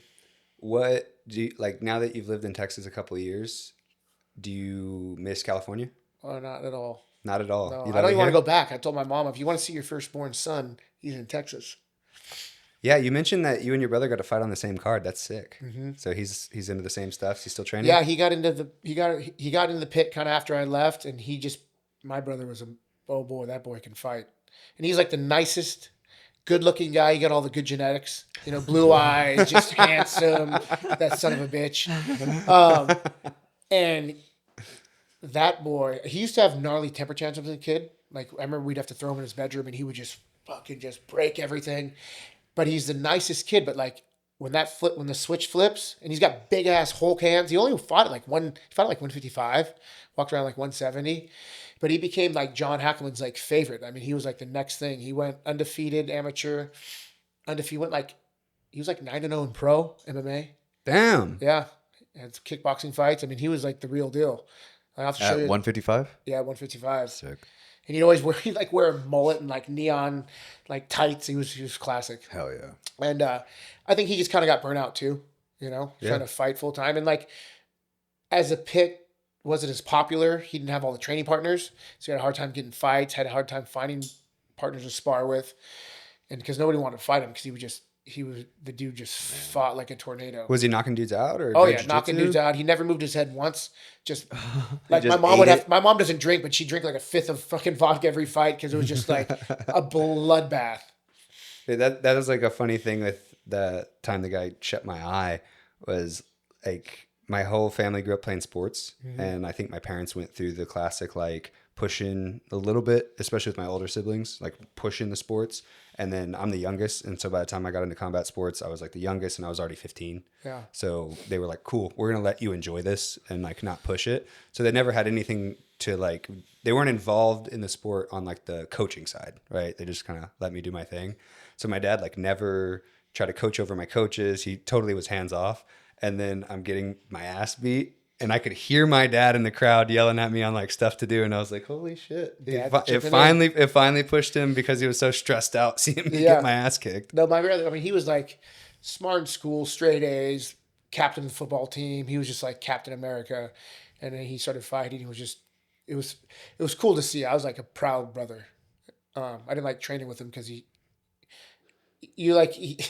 I had the older brother on him, so I can kind of hold that against him. But oh boy, he gets excited. Like he's coming, and he's tough. And so we moved out here together, and he started a tech company, so he's been doing that. Oh, really? He had a wine tour business back in California, and then now he's just out here doing his own thing. So we drove out here together. Nice. But no, I don't miss California. I mean, I was never a beach guy. Okay. Lakes Same. and pools. Like I mean, I'm super extroverted at the gym. But after hours, like you'll never find me. I don't leave my 5 mile radius. Like everyone knows, like Tyson won't go 5. Sushi, gym. My house is 1 minute from the gym. I mean, 2 places I'll be at all the time. Yeah. California. It's just I'm happy here for the first time in my life. Like my moral compass is like straight. I'm actually trying. I'm caring. I'm trying to do all the right things. In Santa Barbara, I was just kind of Peter Pan, party boy, you know. So there's really nothing there for me anymore. It's Tyson 2.0. It was. Tyson 1.0 was a terror. Oh boy, I got stories I can't tell them. Hey. I like my routine. You know, I like being out here. I like training. I like my clients. I like just what I do every day is fun. And when I go back, I mean, I don't drink anymore. So half of all my travels was partying. You know, when you stop drinking, you realize like shit, everything was alcohol. Yep. Around alcohol. So now, and you know, everyone's got their own thing going on, and you know, a lot of people don't. My friends don't enjoy what they do for work. You know, so I go back. I'm just bored, and I like my culture out here. I like being around my students. I like what I do every day. So going back to California, I'm just bored. It's not worth it for me. Yeah, and like, have you ever had any of the shit talker transplant California energy? Like, is anyone gonna be like, oh, fucking Californians moving to Texas? Because people say that shit all the time. Yeah, no one said but it like to me. no one actually cares. Yeah, I don't think it's just like, yeah, I mean, no one, surprisingly, no one talks shit to me in my face, I guess, you know, like. Oh, surprise, I surprise. don't know why. I see myself as a little 120-pound guy, you know, so I don't know. But, you know, I mean, everybody in Austin's a transplant anyways. Like, I've met so many people that just are from New York or from here or from there. So it's like, I don't feel like it's just us California. At least I moved out here and we're opening something. At least we're contributing to Texas. Yeah, for sure. It's not we're out here like trying to make it worse. God, especially like you've touched on it so many times with like the community you have at Archetype, but like you guys are really doing something, you know, we're trying, you bring in all sorts of people. Like you said, I was seeing the other day, you had like John and Helena back in the gym because I imagine she's fighting in one championship in a boxing ring. Yep. So they needed a boxing ring and you can collaborate with pretty much everybody. Yeah. I mean, I just want to help everybody. I want people to succeed. And like, if I can help in any way, that's what I want, you know, like, so John, they just used the ring yesterday. Oh, really? Yeah. She came back because she fights in like 2 weeks. So nice. The gym is just like my sanctuary. It's fun. It's just, as long as you're not a weirdo, dude, come work out. And you can be whatever. It's just, as long as if you have a smile and you're nice and you're kind to people, that's all we want. Just don't be weird. Don't be an asshole. Don't be weird. Don't be an asshole. And we don't have any weirdos. Like, surprisingly, like, we have like a lot of members now. And for the most part, everyone's great. You know, people are weird in general, but I mean, that's everywhere. But everyone. Yeah, you're the most normal guys I've ever met. Right. Yeah. Right. Hell yeah, we are. High five. But everyone's so cool at the gym. It's like and they're paying to be there. The gym's not too expensive, but it's not cheap either. So everyone's there is in a good mood. Everyone wants to work out, and everyone's like thrilled to learn the sport. So it's like it's just contagious to be around. It's contagious, and it like rubs off on you because like I've been going there for like, I don't know, 8-9 months probably. And like, I've lost a bunch of weight. I've stayed in way better shape. I'm happier. Yeah. You know, and like the camaraderie is cool. Cause like, if I'm not there, you're going to text me. Yeah, You're like, yo, what are you doing? And it's like that accountability is really helpful. It's just fun. I mean, like, you know, I don't take myself too serious. I mean, because the world's hard enough. Everyone's stressed out. Like, I just want to if I can put somebody in a good mood or put a smile on your face, that's like my journey of life. That's what I want to do. I want to like, life is rough, yes, but come hang out with us. It's not that bad. At least you'll have for an hour, you can escape whatever you're in and just have a couple laughs, make fun of me, make fun of everybody, and just. And that's why I love like combat sports, because it's always like the all walks of life that can meet in one place. Yeah. I've said this for years. Like, there's nowhere else besides a restaurant, but you're not talking to other people, where it's like everyone can go be in one place and you can all have one thing in common. Crazy. Yeah, and you probably have people there that believe different things and have different attitudes, but when they're at the gym, that stuff's not what's important. What's important is pushing each other and learning and like developing your skills. Yeah, I mean, whatever religion, political beliefs, whatever's going on, it's just like leave it at the door. Yep. And just be nice. Yeah. And for the most part, everyone at the gym is awesome. And it's contagious. People want to be there. Archetype's definitely become a happy place for me. Yeah. For sure. Yeah. That's what I want. I mean, it's just, the energy is infectious. It just, you know, when there's 20 of us in there, everyone's just talking shit and just making fun of each other, but we're also doing really hard things. And that's what's fun too. Like, the EMOMs and the workouts aren't easy, but you know, strength in numbers. Yeah. We can all suffer together, get through it. It's not that you feel bad. So good at the end. It just sucks during it. Just sucks during it. You know? Type 2 fun, baby. Yeah, for sure. Dude, I have definitely had some days at Archetype when I'm in the red. So I'm at like, I don't know, 180 beats per minute. Yeah. And then like, I can't talk anymore. I can't talk shit. It's not funny anymore. Well, like after like 10 to 15 minutes in, like it gets quiet. Yeah. No one's laughing. Yeah, and we're like, oh, we're in it now, boys. We're like poking each other. We're in it now, boys. Dude, except for Freese. David Freese will be in there, and it's like it's like the break on an EMOM. He's dancing, and he's dancing, hitting heavy bag extra in between the minutes, and I'm like, where do you get this energy, bro? He's got more energy than God, that boy. It's crazy. Him and Andrew are the same person. Yeah, they're both just freak athletes that just have out of their mind. An abundance of energy. It's so good to see. I mean, David's getting good at jiu-jitsu too and wrestling. He's training with Sean like 2-3 times a week now. That's sketchy. Once he gets like good at it, he's gonna be he's already a problem. He's strong and athletic, but like now he's like starting to get it. It's like, uh-oh. Yeah, I want to train with him now. Yeah, I got to see that. Yeah, fill that out. That sounds fun. Did you and your brother like fight when you were kids? Mm-mm. Really? Never. Dude, so I have 3 older brothers, and we fought other people, but we also fought like each other a fair amount. Yeah, we're 5 years apart, so we don't really. Okay. You know, we're close, but we're not like we never butt heads. But like Saturday, I got to help like finish tying a brown belt around my oldest brother. Oh, really? And so he got his brown belt, and like it's super fun because he's 8 years older than me, so we didn't fight growing up because like that age gap. But like we had the siblings in between, so like older brothers would scrap. I'd scrap with my brother, and then like when we were in our 20s, 2 of my brothers got into jiu-jitsu.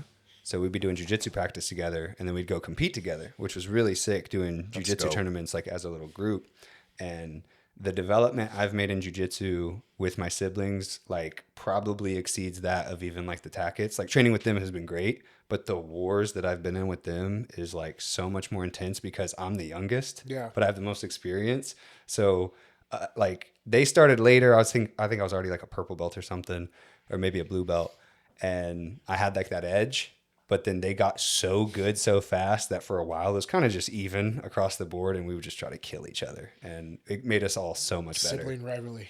Yeah, and we still have it now. Like one of my brothers like won't train, come back, tap me out, and I'm like, God damn it, dude. That's dope that y'all were competing together. You had like a Colt squad. Yeah, dude. It was one of the most fun times ever.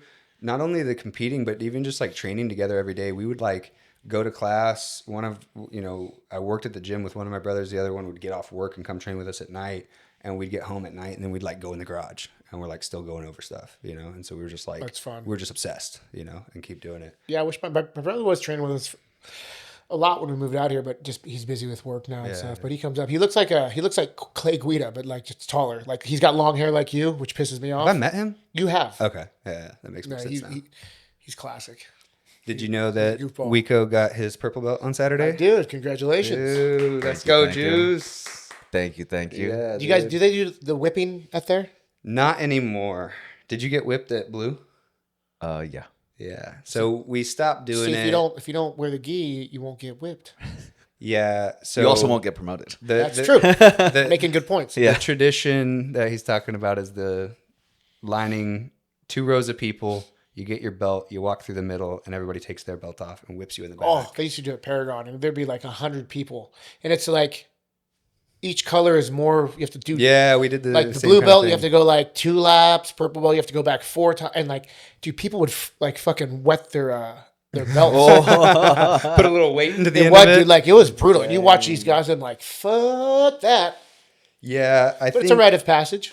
The say what you will of why, but the times have changed, so that is not as well received as it was back when jiu-jitsu was even more of an obscure sport. Yeah, no, people just lose their minds because it's pretty hard to watch. It is, and I've had all sorts of people that have witnessed it, and like, especially if you're not a combat sports world person, and you're just seeing this as like a family member to go see your friend get promoted, and then you like have to watch that. Turn like, people off. What the fuck kind of group are you guys in? Sadistic fucking joke.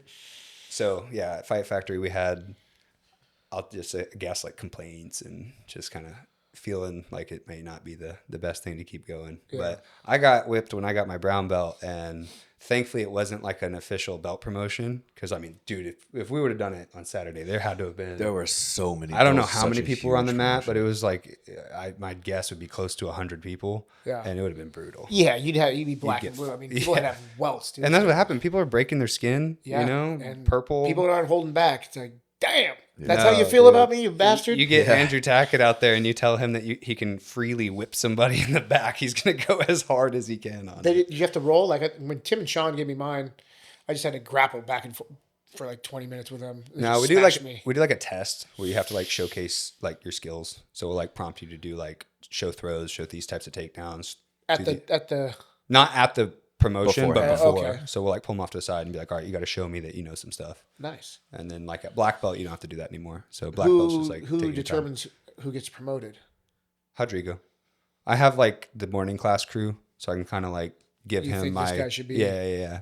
But he's like, the one. But that was why I was cool with my brother, because obviously he knew I cared so much. So like I took the purple belt off of him. He like started tying the brown belt, and then we like both pulled it to like seal the knot. Cool. So that was really cool that he like let me be in on that. Did everybody know they're getting promoted? I think pretty much. Maybe Basically, Janice. Yeah, maybe not all the black belts, but Yeah. And like every black belt like gives a speech, and they were all like, oh yeah, once you're a brown belt here, it's super anxiety inducing for promotions because you just don't get told. You don't like know. I didn't even get Sometimes you don't told when know. I was getting my black belt. The only way I knew for sure was the day of promotions. I had to leave the gym real quick and come back, and I saw my niece like walking in the gym, and I'm like, okay, clearly someone told my family so that they could be there to support. Family, so you haven't It's like, talked to okay, 2 years, now it's for sure happening today. How long does it take from brown belt to black belt? It depends, dude. I was coaching full time for 3 years. So I was like working probably 6 days a week at the gym, teaching classes every time I was there for 3 years and competing. So I think that the thing with jiu-jitsu, it's going to be like individual. So if you're like 60 years old and you're going to class regularly, probably like 2 years is fine. Oh. But like if you're an athlete, you could either go for a long time because like Rodrigo knows that you're capable of doing more. But there's also like the fast track. If you're a killer competitor, it'll be shorter, right? Like, so Andrew, brown belt, he's winning worlds or something like that. It's like, all right, yeah, you can go be a black belt because like you need to be a black belt to go compete against the best guys. Gotcha. So, well, congratulations, buddy. Yeah, thanks, man. You have any imposter Purple's syndrome? A good belt. Nah, bro. Nah, you're owning it. That's awesome, dude. Let me. I had it bad. Let's do it. Yeah. No, purple belt is cool though because like you're kind of up there a little bit, but no one really expects anything out of you. Yeah, if you get subbed, you're like, I'm just a purple belt. Yeah. But if you beat That's them, how I like, felt at blue. I thought it was great because there were like hardly any expectations, and if you did well, it was very celebrated. Yeah, right. For sure. At purple, I feel like there are more expectations. There's more than blue, but like to me, a blue belt's a beginner. Like you've just been doing it enough that you're now like in the sport. Yeah. So purple belt, it's a good belt. Yeah. Shout out Snotty for gifting me his old purple belt. I saw that yesterday. It was cool. It's very nice. Yeah. Very cool. Yeah, I had imposter syndrome when I got mine from Sean and Tim. Yeah. And even though you're training with like most of the best guys in the world. Yeah, but still, I just didn't like. I didn't know the basic shit like shrimping and do all the things. I didn't go to class ever growing up, So it's when I started training with Will, he like really pieced together my game for me. And then once I got my belt, then I started training like every day. I'm like, okay, I have to like earn this thing now. Now I feel like I'm more well deserved of it. Damn, I forget about all those times you did the private lessons with Will. Yeah, I was training with like twice a week for like 8 months. Yeah. He's such a good teacher, dude. Yeah, and I'm sure awesome. that time was like a big development. Yeah, I mean, we became good friends, Yeah. But it's just there's so much good talent out here. So many people to train with. It's so awesome. And that's what's cool of like even you and Sean bringing more, like just you two by yourselves, but then like bringing in Jeremy and all these other guys as well, and then you have like a place at Archetype where you have like a good spot to bring in more fighters. Yep. But bro, when I started out here, the jiu-jitsu scene was very small. Like I said, there was Lord's Boxing Gym, and that was it. And there was no MMA gyms. There weren't any fighters, So it's really crazy from. How long ago was that? Like I started in 2009, so it was kind of like that even through the teens, and then pandemic is like Austin just blew up, right? Because John Danaher and Gordon moved here, and then they had split with B Team. B Team moved here as well. That made the jiu-jitsu scene become one of the best jiu-jitsu towns in the country. It's like the last 4 years, this town has really blown up. For the martial arts scene, for sure, yeah. And like jiu-jitsu is just getting more popular. I mean, we were talking to Josh Jobe, and he said something like 15 to 80 jiu-jitsu gyms in like a couple years. And like that's more all the time. That's crazy though, because there's that. How many people are in Austin in the whole thing? Like 2 million? Oh, I think less than that. Yeah, like the Metropolitan's probably like barely close to 2 million. Yeah. That's good for the sport though. Yeah. It's an interesting sport because my whole career I've always been like, oh, next year it's going to get bigger. In 5 years it's going to get bigger. And then like I feel like we've really actually hit a ceiling, but we're still seeing more gyms, but there's not like a professional circuit. I mean, you got UFC BJJ and that's up there, and there's a couple competing things, but I think we've about hit the relevance that we're going to get. I don't know if it's going to be much bigger as far as like a spectator sport. Yeah. Do you think Austin's still going to be like the main place for the foreseeable future? Or do you think somewhere else is going to kind of I think we may have already hit the peak and come past it. I think we might have already crested. Where do you think might be like the next spot? Well, you always have New York City and San Diego, right? San Diego, if you ask someone in the San Diego jiu-jitsu scene, they're gonna be like, nah, Austin was never even as good as us, even in 2022 or something, right? So both those cities are always gonna be the big ones. And Austin clearly has got all these gyms opening up from people from B team guys, new wave guys branching out and doing their own thing. So I think it's going to stay pretty high up there. I don't see them leaving. I don't see B team leaving. I don't see Kingsway, like Zanji, Six Blades. I mean, yeah. So it's going to stay pretty well established. Gracie Maida, Tim's gym. Like I think those gyms should last, but I don't know. We might have hit the bell curve of it. Yeah, I definitely think that there's so many opening up that it's like, does Austin need 100 jiu-jitsu schools? No. Yeah. So I mean, it doesn't make. Seems like there's not that many people doing jiu-jitsu. If each gym has 400 people. Yeah. Although I can say as a kids coach working for a long time, definitely like the modern parenting is like get your kid in jiu-jitsu, which it's really cool seeing that shift. A lot of gyms don't do kids programs for jiu-jitsu. I think that's huge though. They need more kids programs. Yeah. Really. Yeah. I mean, I think like B team's the only one that they just finally added it. So they were like the only one I knew of. And like Kingsway, they've got kids classes and stuff. And I obviously encourage anyone to get their kid into it because like I didn't get to do it. And like talking about your brother with the anger fits, I was totally like that. I didn't have any way to like control my emotions and like started jiu-jitsu later and figured it out from that. But I was much older and I see it with all my students. And I think so many of these guys, girls, like whatever, learning how to control yourself through like tapping out to someone, having someone tap and you let go. I think that shows a ton of self-control that like I definitely didn't have that when I was a kid. If I had a kid in the armbar when I was a kid, I'd rip. Is there still karate schools out here? Dude, I don't think we've ever really had. I can't imagine there's much. I think it's such a staple that there's always going to be the people that take their kids to taekwondo gyms and that kind of stuff. Which taekwondo is not bad to learn as a kid for hip dexterity. For sure. It's good like structure. I think it's good for kids to learn that stuff. But I mean, like just the basic karate schools, it's funny. I think those all kind of got like, Well, I mean, I would put that back on the jiu-jitsu and the UFC, right? It's like doesn't work. Yeah. It's just not as effective. Yeah. And I think as good as it is for the discipline, it's not as fun. No. If you're a little kid, you can go scrap hard at jiu-jitsu class. You're going to be super exhausted.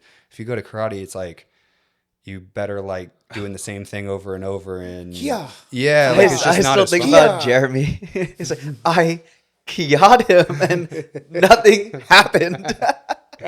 Jeremy was telling us about like him having some situation in New York where he had thought his karate skills were going to help out. And I think that's what pushed him into boxing.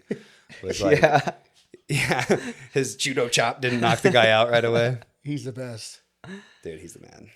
It was really cool getting to hear more of his story because I've had a few days with him in the gym where he starts like teaching me stuff. And I'm like, dude, he coached at a lot of good, he knows a lot of stuff. He's coached at a lot of good gyms.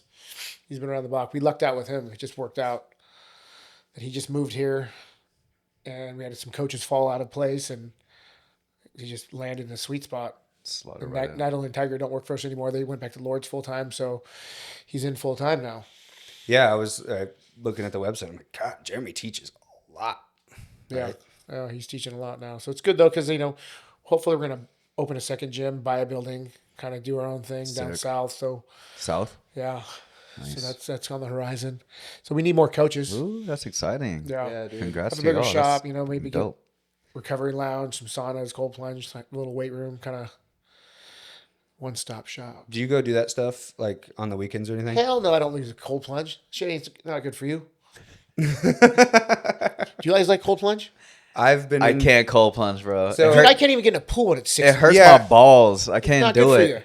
The science is going to come out and it's going to take years off your life. Like sauna, proven that it helps. Yeah. You feel better. Good data on sauna for sure. The cold, it's like, you feel better because when you get out, you almost died. Of course you feel right? But like, I'm still sore the rest of the day. You might have a little euphoric high, but the thought and it's not worth it. So I grew up swimming and my parents had a pool and I've been into like jumping into the pool during the winter my whole life. So I've actually always loved that. But I think that's a lot different than like the cold plunge thing. Because it's like, I don't want to get in a bathtub. I want to go swimming. 38 degrees is cold. Yeah, that's too cold. You I'll know? do like the 50. 50's 50, nice. yeah, 50. And barely. That's the biggest thing for me is like I don't even care about the muscle or kind of like more body stuff, but I will say like clears out the brain fog. When I get in the cold water, I do mentally feel like way better. Well, yeah, because your body's shutting down on you. Yeah, and I used to live with one of my brothers who has a pool, and I would get into the pool every morning, like first thing, jump in there, and it would kind of be a good wake up. Oh, Sean's got a cold plunge in a sauna. I just can't do it. I can if I can talk myself in, I'll barely get in for like 20 seconds. We're at Tim's house. Me and Satoshi were on a barbecue, and like Tim he's got his cold plunge that has like the jets. That circulates cold water. Dang. And Tim's a psycho. He's got it like at 32, like right, whatever, as cold as it can be. And I can't do. I'm the biggest sissy. If you watch me get in a cold plunge, you lose your shit because I'm like It's like dramatic. I have like, to see this, dude. You have go on Tim's Instagram. It's down there.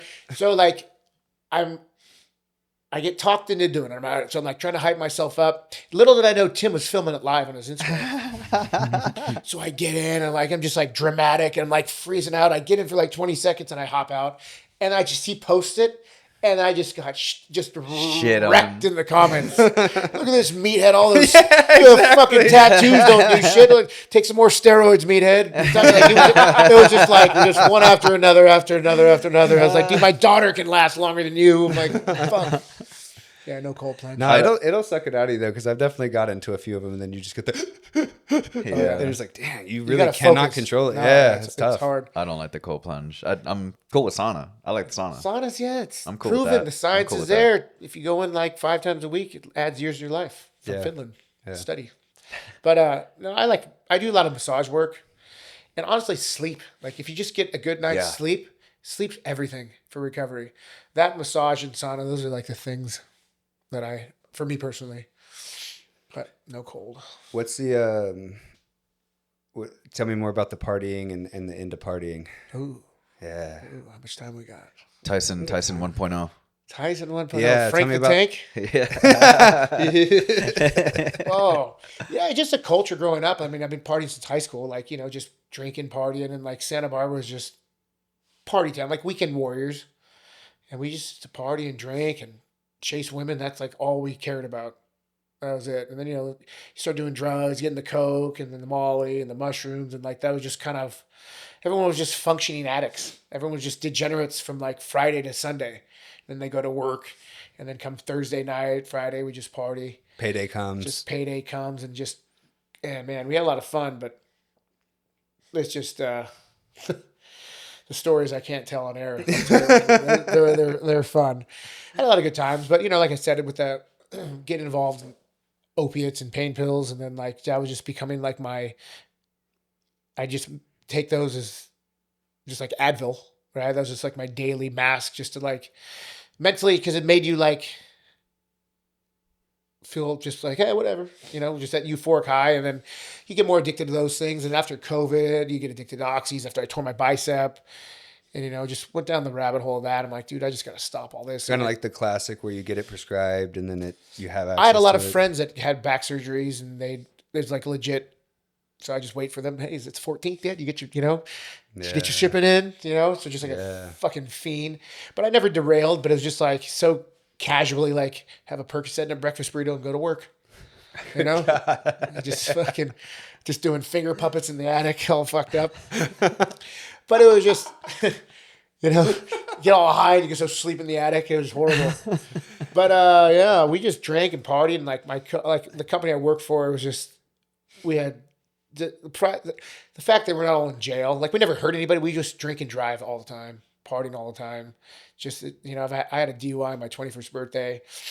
Damn. Yeah, I had to go to the extended classes. I blew so high. Apparently, if you do blow for 24 hours while drinking, triples your breathalyzer. Damn. Yeah, it was rough. Dude, the jail on the 21st birthday is a crazy work, bro. Yeah, that's crazy work. Really winning.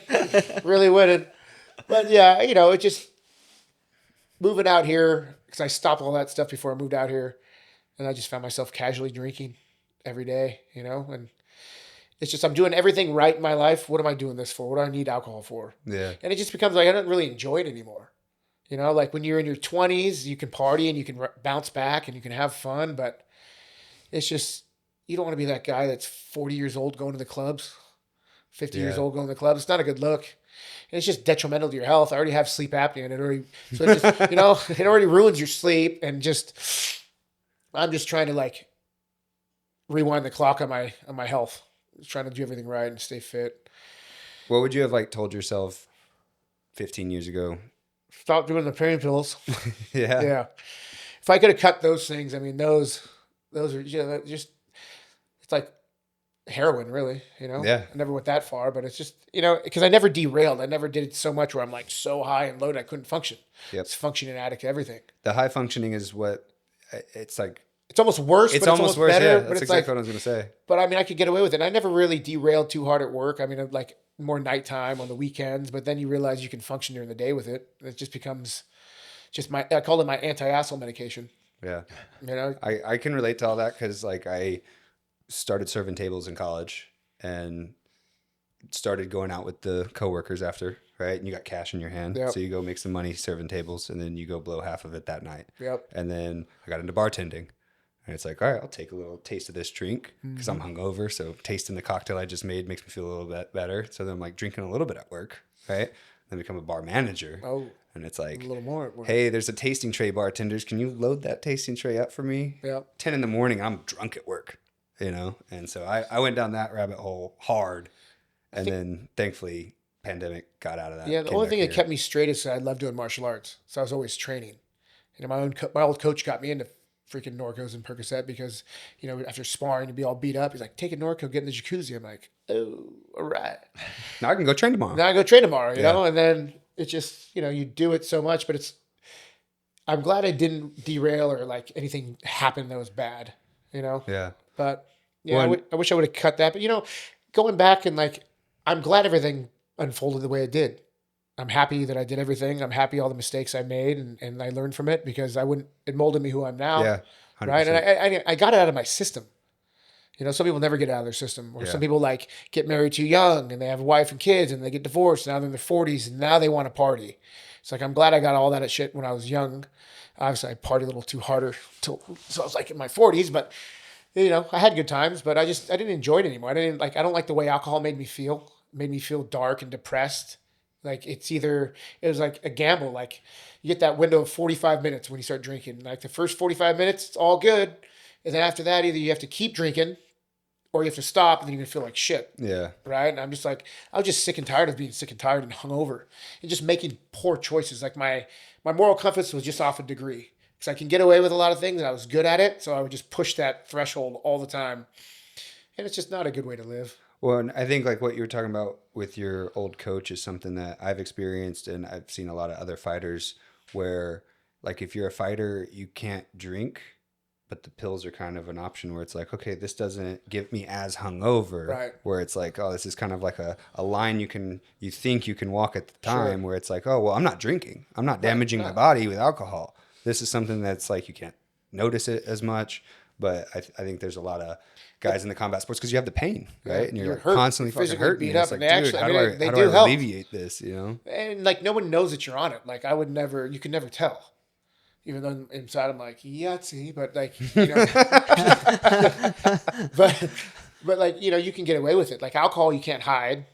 You smell. Exactly. Weed, I can't. Right. If I smoke weed, I get full paranoia. I'll be hiding in the closet for 8 hours. Like I've never been able to smoke weed, so it's like the pharmaceutical is the only thing that really worked. Yeah. So I'm glad I got through those. How long has that been now? I'll be 1,000 days sober on the 25th of this month. So I'll be 3 years in March. No, 3 years in May. 3 years sober. What day? The 1st. May 1st. May 1st. All right. Will be my 3 years. And we're going to throw you a party. Yeah. Percocet. Yeah. One for you, 2 for me. I mean, I'm glad I got out all that shit before fentanyl got really popular. God, yeah. I mean, all the blow we used to do at the clubs, like it's just scary. Like all the drugs we used to take. Strangers giving you a random thing. And like you're like, hey, yeah, like. You got lucky. I got lucky. I mean, that's just it's like my friends that still do blow. I'm like, dude, you bought it from some dude and you're testing it in the bathroom. That's a sign to stop. When you have your own test kit to see if there's fentanyl, It's like, what are you doing? And what do you do when you see the positive tests? Yeah. That would be even more alarming than it being negative, right? Negative, Right. you're like, all right, we'll keep going. But like positive, it's like, how is that not a wake-up call? Yeah. And you know? blow is just horrible anyways. The shit's so you never know what you're snorting. Like that shit would give me cerebral palsy. I'd be like all fucking locked up in the corner. Like work the opposite for me. I'd be like creep in the bar, chewing on my neck. Like, it's like couldn't talk. Dick doesn't work. So what the hell? What's the point? I had to sit down to pee. It was fucking stupid. I'd have to go home. It was horrible. Like the shit just worked against you. All right, bro. We're out of here. I gotta wrap up and go teach some classes. Yeah, great. You got any places you want people to follow you? Any pages to check out? My Mendeas, my Jesus, my bladder. My bladder's kicking in. My Instagram is Mendeas_Ty, and then the gym's Archetype Boxing Club. Come check us out. Yeah, go check out Archetype Boxing Club. Follow us on Instagram, Game Plan the Pod. Subscribe if you're watching on YouTube. Whatever the follow is on Spotify, please hit that there. Hit the notifications. Do anything you can. Drop a comment down below, and we'll be back with another episode soon. Juice, you got anything? Nah, man. You got it. GG. Game plan. Tight. Thanks, Thank you, Tyson. boys. Yeah. That was sick. Is that okay? Yeah, dude. Go pee. Great, dude.